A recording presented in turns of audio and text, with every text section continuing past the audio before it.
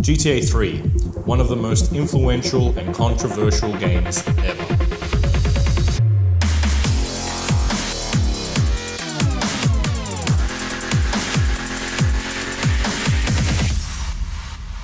It isn't often that you pick up a game and play it for 5 minutes and then think to yourself, wow, this is going to change everything. Speaking from personal experience, that's exactly what I felt after playing GTA 3.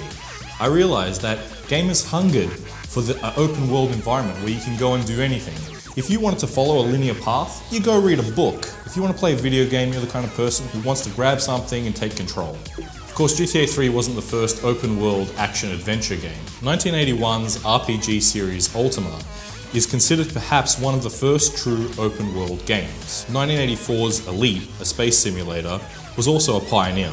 Other influences on GTA were games where you could use other ground vehicles, such as 1984's New York City, Miami Vice and APB in 1987, Turbo Sprint in 1986, which also included 3D roaming in a city.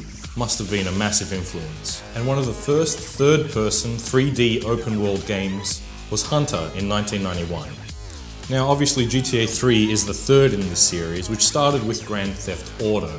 Now this game was originally developed by a company called DMA Design. It was originally designed as a game called Race and Chase and was supposed to be a sort of cops and robbers simulator, although it ended up being more fun being chased by the cops and mowing down Hare Krishnas. They couldn't do that today, could they? The game was over budget and over time, and every week the producers at DMA wanted to kill it, but the developers kept it alive.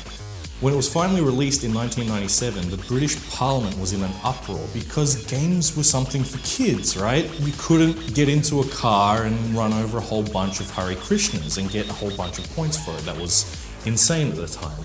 Once again, it was a pioneer into maturing the video game market. The original GTA came out with mixed reviews, with some people praising its open world and ability to go and do what you like, and other people just going, it's kind of sick. And it kind of is, which is why it's kind of sick. GTA 2 improved on the concept and got slightly better reviews, but in the end, it was just an improvement on the original.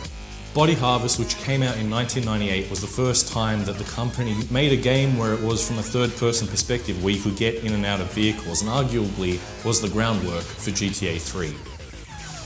Now it's a little bit unfair to gloss over GTA 1 and 2, because essentially all GTA 3 is GTA 1 and 2 from a 3D third-person perspective.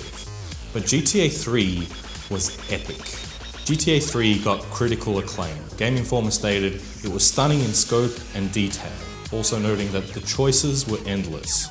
I remember just driving around listening to the radio stations, listening to Laszlo talk about the building that I had just blown up or the gangsters that I had just killed.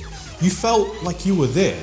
You felt as though it was real in a sense. After GTA 3, it was odd to have cars as decorations. If you couldn't get in them and drive them around, it felt a little bit weird. GTA 3 expanded this idea that if something's in a game, you ought to be able to use with it or play with it. If there are pedestrians walking down the street, they better be saying something. GTA 3 was the #1 selling game in the US in 2001 for the PlayStation 2. It's also the best-selling game for Windows in 2002 and for the Xbox in 2003. And even within Rockstar Games, GTA 3 has a massive legacy. After GTA 3, there was Vice City, San Andreas, 4, 5, and it'll continue on until nobody wants to play them anymore. But that's unlikely to happen, seeing as it's already sold in excess of 17 million copies. GTA 3 still continues to influence other games within Rockstar, such as Red Dead Redemption, and also has been kind of put on that mantle of having clones, such as Saint Row, and even things as diverse as Simpsons Hit and Run. GTA 3 was one of my personal favorites because you could make games within the game. You could go and shoot a whole bunch of police officers and then see how many laps you could do of the airport and then try and get your friend to beat it. You could make up games within the game. It was really good.